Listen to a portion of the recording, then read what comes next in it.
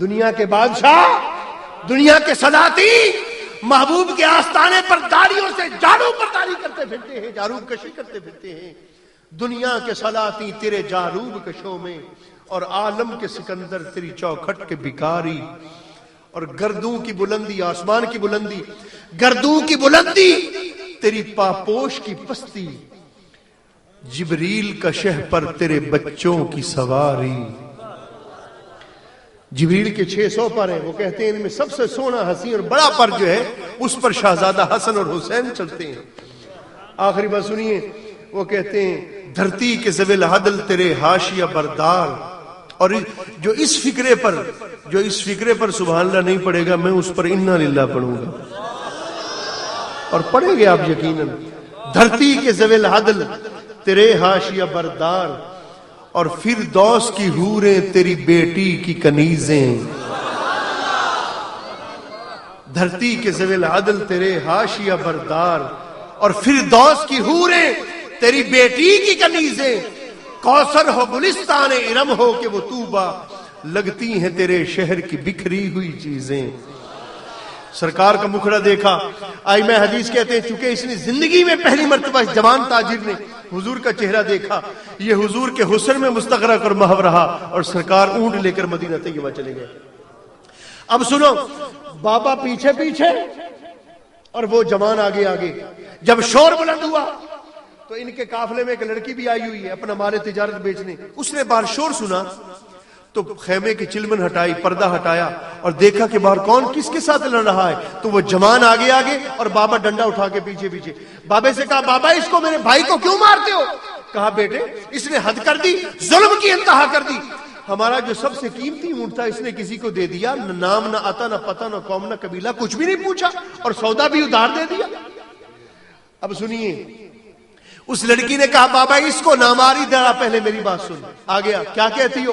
ڈنڈا ہاتھ میں، کیا کہتی ہو؟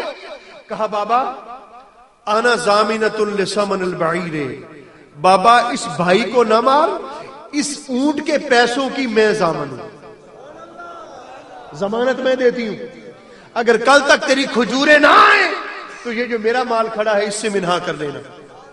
اب وہ عربی بابا غیرت جوش میں آئی، ڈنڈا رکھ دیا، تلوار اٹھا دی، پوچھا تو میرے قبیلے کی بچی ہے، تیرا اس اجنبی کے ساتھ، سودا لینے والے کے ساتھ تیرا کیا تعلق ہے؟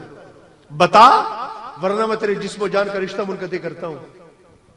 اس نے کہا بابا میرا تعلق تو اس کے ساتھ کوئی نہیں۔ اس نے کہا تعلق کوئی نہیں تو پھر ضمانت کیوں دیتی ہو؟ کہا ہاں بابا یہ بتاتی ہوں، تعلق میرا کوئی نہیں، لیکن یہ ضرور بتاتی ہوں کہ میں ضمانت کیوں دے رہی ہوں۔ کہا بتاؤ۔ کہا بابا بات یہ ہے، جب وہ اونٹ لینے والے آئے تھے نا اور اس تیرے بیٹے سے سودا طے کر رہے تھے، گفتگو کر رہے تھے، میں اندر پردے میں خیمے میں بیٹھی ہوئی تھی، بابا ان کی رسیلی مد بھری آواز میرے کانوں میں بھی آئی تھی، سماعت نواز ہوئی تھی ان کی آواز، اور بابا میں اندر پردے میں بیٹھی ہوئی تھی، میرے دل میں خیال آیا رے جس کی آواز اتنی حسین ہے اس کا چہرہ کتنا حسین ہوگا، اس کے حسن کا عالم کیا ہوگا۔ بابا میں نے خیال کیا بس ایک مرتبہ پردہ ہٹا کر ایک مرتبہ اس کی جھلک دیکھ لوں گی، پردہ گرا دوں گی، اندر ہی تو بیٹھی ہوں۔ لیکن بابا سچی بات یہ ہے پردہ اٹھانا تو مجھے یاد رہا، پردہ گرانا بھول گئی، پھر پردہ گرا نہ سکی۔ کیوں بابا؟